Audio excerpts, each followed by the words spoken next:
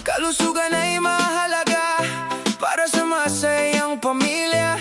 Di sapat ang tamang pagkain, ehersisyo ay kailangan din. Dalihan mo ng kumilos, huwag nang padalos-dalos. Kunin na ang maleta, halina at sumama. Tayo na at mag-zumba. Tayo na at mag-zumba.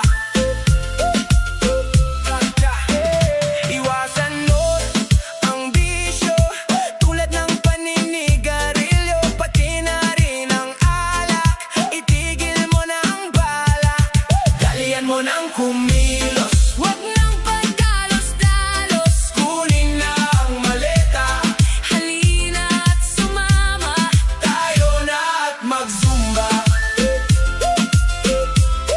Tayo na at mag-zumba. Kumain ng mahusay, damihan mo ng gulay. Di masama ang karne, basta nasa oras mare. Dalihan mo ng kumilos, huwag nang padalos-dalos. Kunin na ang maleta, halina at sumama. Tayo na at mag-zumba.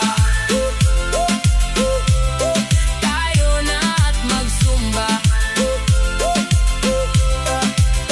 Makikita mo ang pagbabago, magiging regular ang pagbabanyo. Mga senyales na umayos ang katawan mong 40 anyos.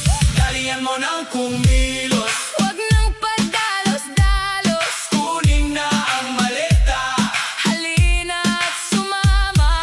Tayo na at mag-zumba. Tayo na at mag-zumba.